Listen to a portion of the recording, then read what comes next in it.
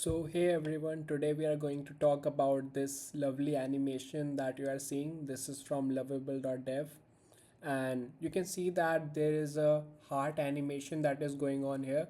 Kind of lot of things happening here. But if I inspect it, I can see that this is a video, and which made me think that we can do this in CSS, and let's just jump into that. Let's try to make it in CSS, and I will also show you what the final version would look like. So here is the final version, and I really like it, but to understand it we need to go step by step. I cannot just directly jump into this and help you out with this without taking into all of these steps, the small steps that happen, and I have something to present here. I have this drawing, and what is it, and I will explain you about it. So yeah, let's jump in. The very first thing that I'm going to do is we can have this open up, and I have a video to have this open up. So yeah, as we can see, and I will just increase the size here, there is a lot happening here. There is a multiple color change that is going on, and to analyze it perfectly we have this gif here, and I will just increase the size and let's see. So we have a few colors. We have this kind of a tinge of orange or yellow. We have this pinkish shade, pink red shade. We have this blue, we have this light blue. And if we keep going on, now it's completely yellow. As you can see, completely yellow, slight tinge of orange. There is a blue color on the right side. There is black on the left side.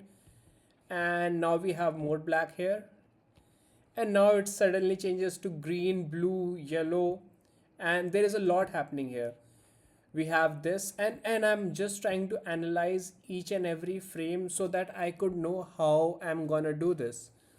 But let's just backtrack for a bit, and I will just come to the last frame, which will be the same as the first frame, which is good, so that my animations are complete.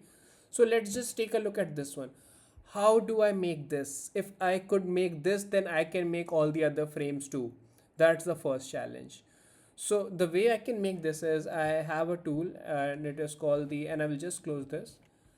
So let me go. This is something we will take a look at later, and third time's a charm. Yeah, now I have this tool in my screen. This is called Measure by CSS Hero. I have tried to make the exact same tinge of colors here.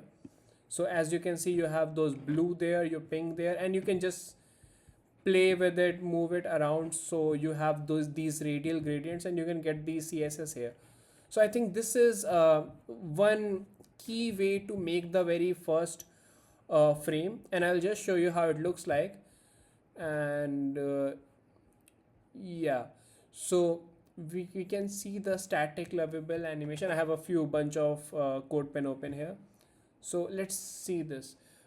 This is showing not exactly, but how I can, it is giving me an example how it would look like.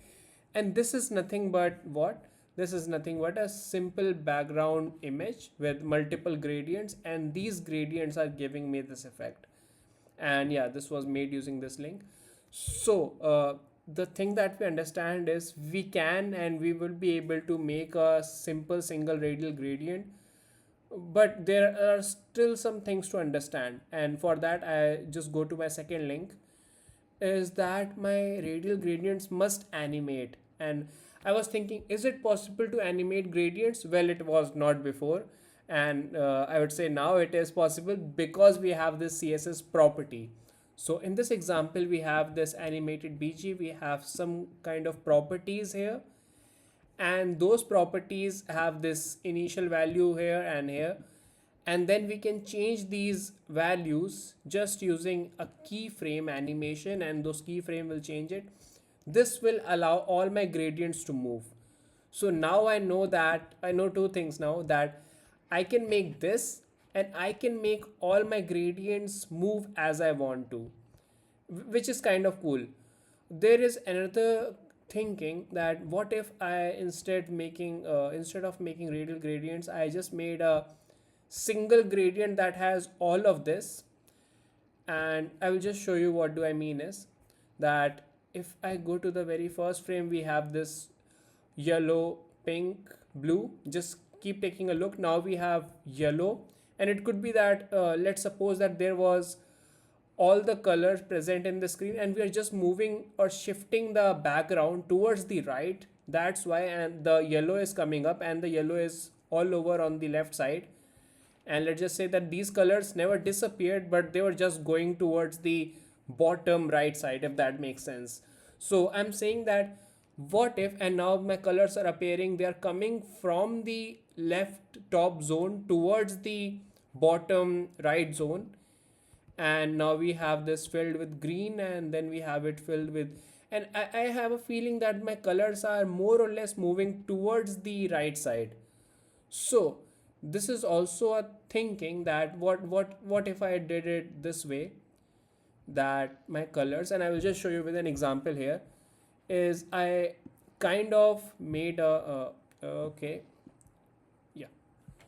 So I'm trying to trace how my colors would be making these movements, and for that I just have taken, instead of a heart, this hook, and that I am trying to move, and the colors that I have made colored with pencil colors are just to show what all colors are present in the that particular heart. And this is one way that could work out, but there is a problem, and I will just show you what the problem is so that we know that this might not work. So the problem is, I think that it is very much apparent that the colors are not moving in just one direction, but they're blending and changing. They are kind of rotating at some bits. And as you can see, this blue did not just move into, it actually blended into, and there was this whole rotation happening. So it's a bit tricky to move the background. Even if you get all these colors right, like I did, it is still not, it was not giving me the effect. And just to show you that background position animation is a possibility, I still have an example. I'll just remove this radial gradient. Given you get this information there, we can animate this. And now we'll go to the animated background position.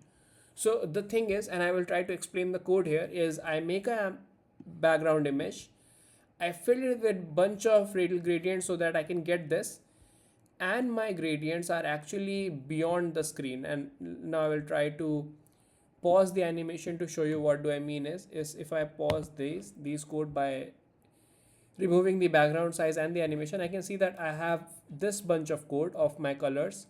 It is not animating, but if I make the background size 200%, and yeah, I will have to just manually do it, just removing this, and I will add this here. So now you can see my background size is now 200%. It means that now it is covering more space within the same div element, and it is not animating because I haven't added the animation thing. And if I just make it 150, not 2150, that's too huge. Yeah, so you can see that now some part of the background image is clipped, but not all. And if I just placed it at 100, which is the default background size, then you can see the entirety of these radial gradients. But we do need it at 200% so that we can say that now my background is kind of larger than the div element that it has, and now I can just move it around, so I can just show the rest parts of it that are not appearing in the very initial phase. And this is how this keyframe works. Like, it says that yeah, my background position will change from this to this to this, and you can just show the different parts that exist. So we could have actually made, we could have would have made this kind of a whole color of, I would say, different colors in a single background, and then we would have zoomed in that background size up to, let's say, 600%, and then we would have moved around to see the effect. This is very much possible. I tried it, but I stopped because I saw that it was not giving me the correct effect at some frames, as I told you. So you can see that there is some rotation, some blending, some other things happening. So what do we need? And it also wouldn't work if we just move the radial gradients. We need some color changes in place as well, like the yellow color takes over, it is actually somewhat taking over in place and also moving. So with those things in mind, I came with an approach that we need to have property for not just the percentages to change the radial gradients, but also for colors, and we have to change the colors as well. So with all those things in mind and knowing that this doesn't work, and having the whole thing brainstorm now and knowing that this would work, I created multiple gradients to give me all the frames that were possible, and I landed up with different bunch of, I would say, frames that could be possible. I have just added them to favorites so I can just see them. And yeah, this is actually how it will go about, or what would be all the frames that are involved to make it happen. But now still we have a problem. The very first thing is, and you need to make sure you do this, is that even if you have less colors on your screen, let's just say that here we only have a kind of like a green, a red, a yellow, a pink, and in all the other examples I have more colors than that, like you can see, but still my radial gradient should have the exact same number, like the number of rail gradients that you are applying should have the exact same number, so that you can smoothly transition between them. If you do not do that, then suddenly a color would come out of nowhere and it will have no animations whatsoever. I hope that makes sense. And with all of that in mind, now let's dive into the actual example, and I will just open it. It is the animated logo for Lovable. And yeah, so the very first thing is that we need to make our properties. So we have something like color properties that are having the value, the initial value of, let's say this would be somewhat, I believe, a reddish color. Okay, I think that, yeah, here. And no, let me just see if I think that, yeah, a reddish color. Actually earlier it was the default color here, so a reddish pink color. And like that we have all the colors defined. There are like 8 colors because there are 8 gradients, and we would be changing them using keyframes, and it is like kind of lengthy problem that rather than something that is too difficult to do. And there is also a related issue on CSSWG drafts that mesh gradient or free from gradients would be coming up soon. So hopefully that would help us out in this very regard. So yeah, after that we also make all the percentages like this to have a property, because we would be changing them. These percentages reflect the at of the radial gradient, like where is your radial gradient located in your background. That's what it is. And you need kind of one x and one y, and that's why there are like double the percentage numbers than the it could have been that I would have named them like percent one x, percent one y, something like that. That would have been okay. So we have like 8 colors and 16 percentages, and all of these initial values are just same as the very first frame that we have in the video. After that we and this is something really interesting to understand is we need this heart shape, right? It didn't just came out of nowhere. So we have this clip path, and I will just show you how did I make it. So the very first thing I will do is I will go to Figma now, and I'm going to do something like open a new design sheet. Here I have it now, and I will just use Iconify for this one to keep it simple. So I have a Iconify here, and I will just use any of the hearts. So here I will just export it, and I can just resize it beforehand. So I have it somewhat like 256 would be the right number, but 236 is fine. And then let me just export it as it is. Yeah, and now I no longer need my file, because all I needed to care was the heart icon. I could have just used some other website like SVG repo to get my SVGs as well. This would also have been good, or any of the SVGs that would come from here. So yeah, now I will just open it in a text as a text. So I will just say open with and text edit, and I will just copy the path here. So this much is what I care about, because this is the path of an SVG, and a div element can take this path and use this path if we use clip path for that div. So this is what this is, and instead of this particular number of lines, I will just use uh, shift here and this, remove this, add it like this. So now I should have a different, yeah, there was a difference that we had an outlined path there, so it looks like this. But if we would have used a filled heart, and I think that was a mistake that I did while exporting it, I could have filled it and then exported it. But yeah, you get the idea that how it works. So I'll just go back with the original thing, the original heart shape that it was, and my clip path is making it, instead of a rectangle, as a heart. As simple as that. I have my background color, which is nothing but, I think it is white, and then I have my background image, which is all the gradients that exist and all the percentages that I have. And now comes the real thing, is animation and transition. And I'm gonna have a gradient flow keyframe.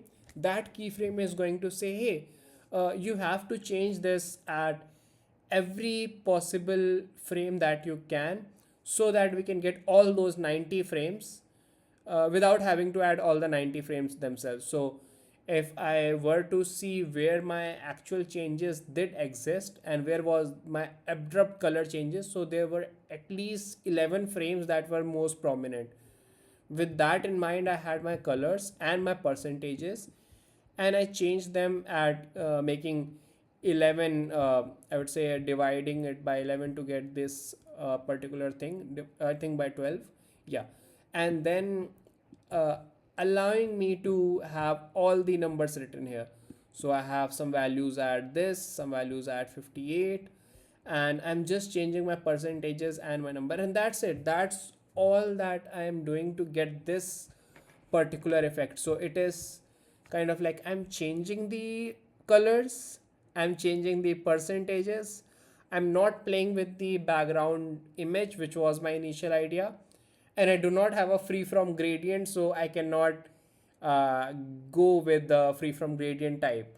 I hope this was something that you may find really interesting, given that this has, I would say, this is some of the animations that you might see as a video, as a GIF, but people do not really try to make it in CSS. But this is totally possible with property. Yeah, so this is what I want to talk about. This is a really great exercise for you. It was also that this example was recently loved by Adam Argyle. I'm really happy by that he got to see this.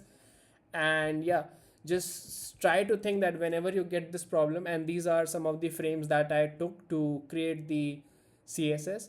So if you ever get these type of things where you have to make different gradients, try to first take a visualizer to make them.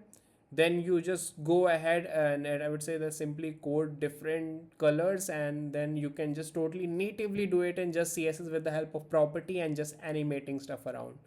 So yeah, that was all. I hope you have a great day. And for the upcoming videos, I would be just transitioning from CSS. I would be dealing with some of the important front end questions and some DSA problems, which could be medium to hard level problems on lead code. There is like a front end question here, GitHub repository that I have, which I want you to take attention at. There are like 104, 105 problems that are existing here, including some of the most asked one at Google, like LRU cache. But my videos will have a difference, and I will tell you what. Instead of simply coding it on a code editor, I would be talking about it on a Google Doc, and I would be coding it on a Google Doc itself. So I'll be talking about how interviewer places these questions in front of you, how you have to go about by talking first about not the exact solution but a brute force approach, and try to make him think that you are thinking on the spot to improve or optimize your solutions. And that's the whole interview way of how Google hires and how other companies hire. How Google Docs is something that you can think about, yeah, I need to code in that if I am trying to get into a front end or a UXE position at some company that uses this way. So yeah, this is what the upcoming videos would be about. I hope you would keep in touch. So yeah, see ya.